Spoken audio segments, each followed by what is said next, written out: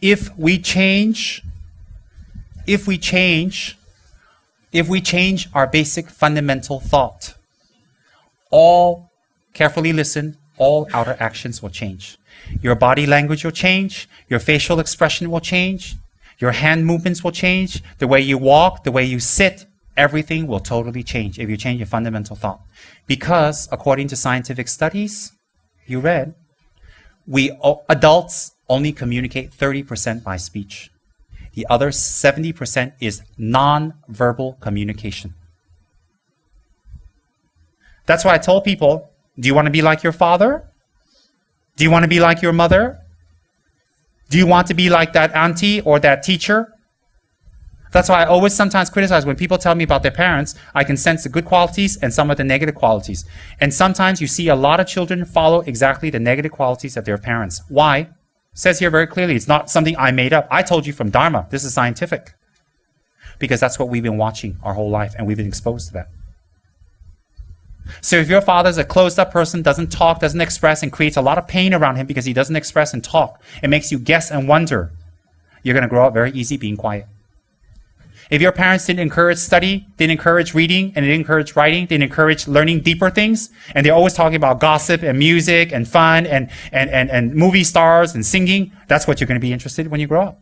Why? That's what you've been watching. If your father is a failure, it's going to be easier for you to be a failure. If your mother is a very kind person, and your mother is a very giving person, it's going to be easier for you to be that. If your mother is always throwing a BF, it's going to be easy for you. If your mother always shows bad moods, then it's going to be very easy for you to show bad moods. Why? You will follow what your father and mother is like. Very similar. And remember, if we don't change our fundamental mind, only 30% of what we say, listen carefully, only 30% of what we say is expressed by speech. Before people talk to us and after people talk to us, they get deeper messages. That's why I always tell people, sit well. Don't be like this with people.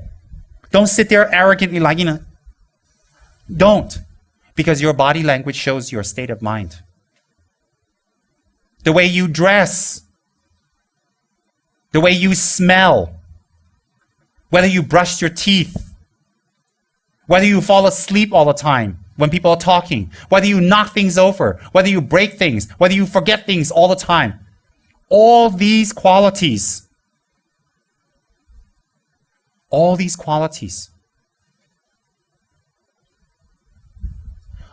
are what people can see without you talking. You don't need to talk. That's why highly trained people in meditation, they can observe a person. A few minutes, they know what they're going on in their mind. Scientific again here. Very sharp and quick and aware person. They can look at a person, the way they talk, the way they move, they know their mind. They know what they're thinking and what's going on. They know very well. Why? They have trained their mind in observation. We only communicate 30%. So what you say can be a lie, can be BS, can be true, can be kind, can be gentle, but your words will hold very little meaning for someone who knows how to observe your face and your eye and your body movement, especially the eye. You can look at their eye and know if they're lying or not. You can train yourself. It's called awareness. Successful people, forget Dharma. Successful people are people who are alert. Where have you seen a stupid, slow, sleepy person who's successful? You ever see President Bush fall asleep when he's giving a speech? He's not really successful, but he's doing a great job killing people. Do you see him falling asleep? Or when he's meeting another president, the Russian president or something, or when he's meeting our prime minister of this country, do you see the prime minister of our country giving a speech at the White House and President Bush in the corner? Of course not. Of course not. Who falls asleep like that? Think. Or if you're with another leader, do you think you can sit there like this? Or don't care, or like... Your body language tells you exactly your state of mind. So if you're always falling asleep, what does that mean? You've never pushed your mind to achieve more. You're very happy being unhappy, being stupid. And the way you dress tells so much about you. You say, but I'm a practitioner. It doesn't matter. Why be attached? Yeah, you're not attached. So if you're not attached, why don't you dress for others? If you're not attached, why don't you clean for others? Don't talk about you're not attached. That's great. If you're not attached, then don't be stingy because you hurt others. Don't be miserly. Dress for others, talk for others, act for others, move your body for others. Even the way you move your body. When you're sitting at dinner, do you sit there with dinner with your guru, your friends, your family? You say, after you finish eating, oh, you're like, I'm finished dinner. Can we go home now? Think. What does that say about you? What does that say? You don't have to say anything. Everybody can see the fat slob laying there after dinner and don't care about manners or how he talks or how he acts or how she is around people. No respect for people at all. Why do you have not respect? Because you have a fundamental mind that you don't care about others. Maybe you're cute and fresh right now. You ain't gonna you're not gonna stay cute and fresh forever. And everybody's not gonna take it. So therefore, the way you dress, you're not attached to your dress. Fabulous. I don't have to dress up. I can look like a bum. I can look like a bum. I'm not attached. Sure. Then dress up for other people because they're attached. But why should I increase their attachment? You're not increasing attachment. You're trying to make their mind comfortable so that you can keep them teachings to decrease their attachment. So when you make people happy, you work hard, you're polite, you sit nice, you have good manners, you dress well, you clean your breath, you groom yourself, you have good manners, you don't shout in public, you don't shout anywhere, you don't hurt people, then they will be comfortable with you. When you're comfortable with you, you can convey the Dharma to them. Instead of thinking, oh, well, I feel that I should express myself, and that's the way I am. Oh, brother. When I take one look there, I just want to run. But then my Dharma mind says, okay, teach them Dharma. Yeah. So if you're not attached, you're such a great practitioner, you're so advanced, then you do what other people like. So if you're with this clown, you become a clown. If you're with this drag queen, you entertain them. If you're with this hoodlum and this murderer, you'd say, hey, what's the last person you killed? Oh, really? How'd you kill him? You don't encourage it. You kind of make this mind calm down. So if the guy's drinking, have a drink with him. Some high lamas go and have drinks with their students. You read here. Chogyam Trungpa was famous for drinking with his students. He brought people to enlightenment by drinking. Heaven forbid if Tsem Rinpoche started drinking in Malaysia. And on top of that, he drinks. Oh dear. He has hair. He's disrobed. I'm not disrobed. Let's make the record straight. I am not disrobed. Open up my gut and check if my vows are there. And he takes money, and he's greedy, and he drinks. Add it to the list. I wouldn't mind drinking if it helped people, but I kind of am allergic. Many lifetimes I'm not drinking. Anyway, this life I'm allergic. If I drink a little bit, all red rashes grow all over me. It's major antihistamine time. I think, why can't I do all those things? All these things that people have, basic, drink a little, why not? I can't.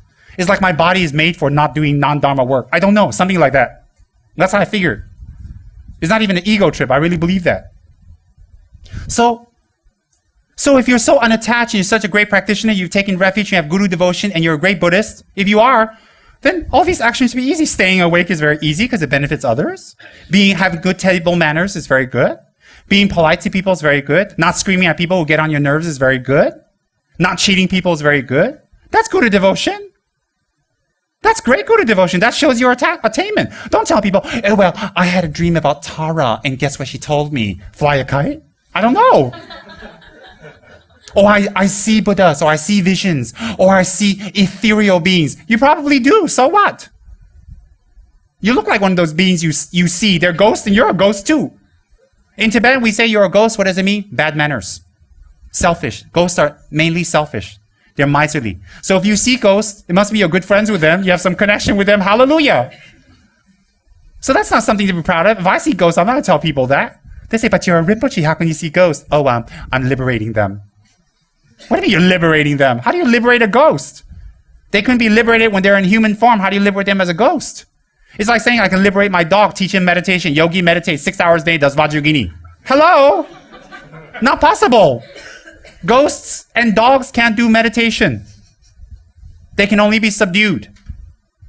So if you say you're liberating ghosts, it's time to buy a kite, a big kite, and fly it. You ain't going to get that over on this Rinpoche because I studied that part. And Buddha says, no, not possible. And guess what? Buddha's enlightened and you're not. Da da da. I hate to be bitchy, but okay, so think about it. 70% of our actions are conveyed, 70% of communication between human adults. We're talking about adults. We're not talking about retarded people. 70% communication between adults is non-verbal. So they observe how you dress, how you eat, how you move, how clean you are, your mood, your talking, your action. Then they know how you are. That's why people think sometimes that people like me have clairvoyance. I don't have clairvoyance, but I observe. I'm not a great observer, but I can pretty much get a size of a person down. Not wonderful. I've been cheated before. I mean, there are people who are smarter than me. Yeah, it's all right. I accept that. But my point is, you can pretty much size up the person by the way they walk, the way they talk, the way they move, the way they look at you, the way they dress, even the color that they pick. You can pretty much tell. Oh, yes. So people say, oh, you're clairvoyant. Thank you, Ang Pao. They say you're not clairvoyant. You're a great observationalist. Thank you, Ang Pao. I mean, whatever gets me Ang Pao, whatever they believe in, who cares lah? As long as I get my Ang Pao and stick.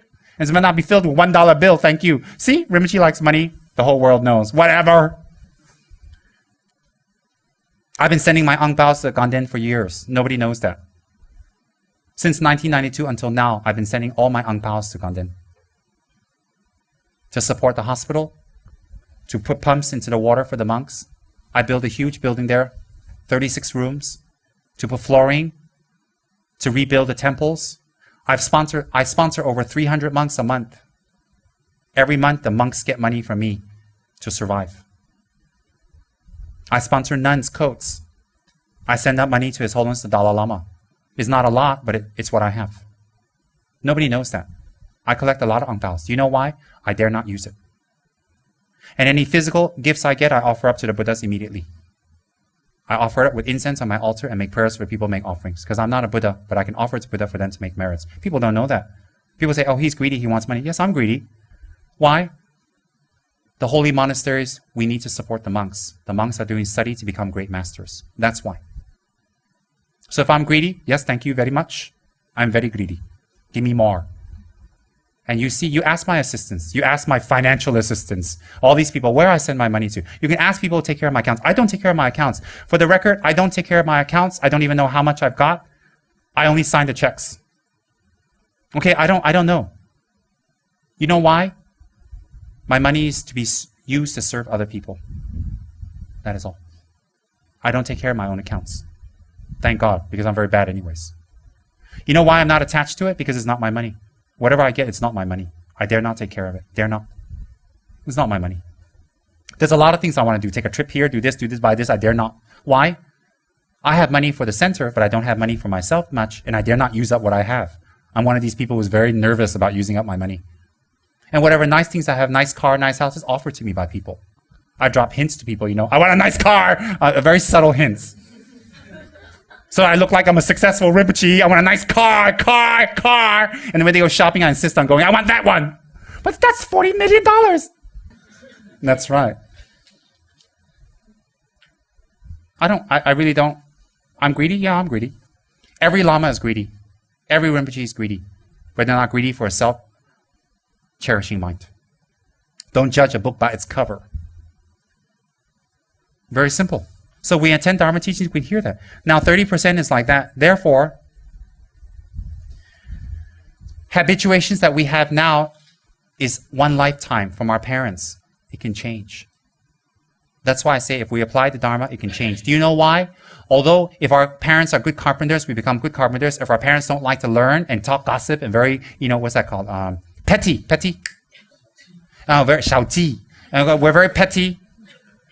And if we're very petty like that, and when we grow up, our mind is very petty. What? We like petty things, we're interested. If our parents always talk about religion and politics, that's what we're going to like when we grow up. If our parents are bohemians running around Egypt and Czechoslovakia and Belgium hanging out in a tent, that's what we're going to like. If our parents are learned and they like to learn, they're good character, we're going to like that. But whatever it is, we set an example for our children. We set an example. They're watching us.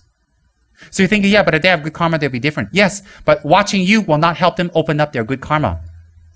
They might open up their bad karma. So if we spoil our kids rotten, we don't love them. We are not loving them. Do you know why? Because after we're gone, they're going to destroy everything we gave them. Everything. That's not love. It's never been love. So we have to realize that. You see, when I say these things, some people say, oh, good, some people bad. It's a sensitive point.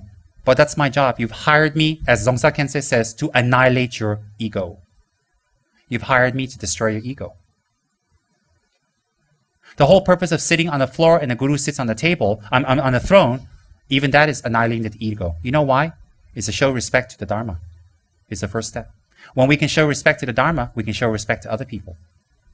Of course, Malaysia is different. If you sit on the floor and your legs don't move anymore after that for the next, ever again, that's not respect to your guru. Why? Then you can't walk here to get the teachings anymore, right?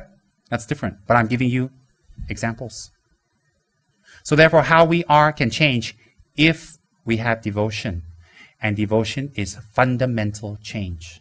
When we change fundamentally, everything will change. Isn't that deep? Isn't that profound? But isn't it highly logical? I love Buddha's teachings. I love it. Everything I am sharing with you all, ladies and gentlemen, today, everything I'm sharing is what I believe in. I believe in it 100%. I'm not here for business. I'm not here to convince you. I'm not here to get something from you. I am not here to get respect. I've got enough respect in Ganden. What I'm here is I'm telling you what I believe. I really believe when I'm speaking to you. And if I may say so, I've been trying to practice what I've been speaking for the last 30 years. I've gotten some results, but I'll get more. I will get more. You know why I'll get more?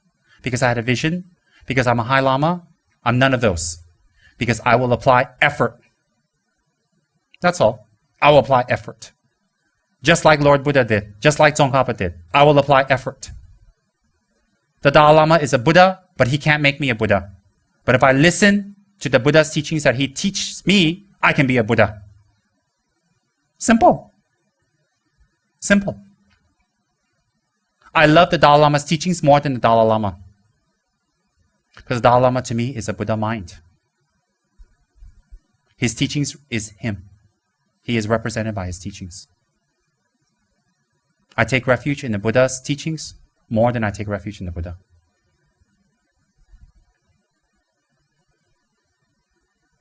So therefore, whatever habits we've grown up on with our parents and friends, it can change if we have Guru devotion. And Guru devotion is attacking our fundamental fears and our failures. What we failed in to stop covering, to stop running away. Every time we run away, we cover. You think about that. That's Guru devotion in a nutshell. And we must change the way we look, the way we present ourselves, our manners, the way we sit, and our facial expressions. Do you know why? What is the message we're communicating to others? Never mind you're a Buddhist. What is the message? What is the message?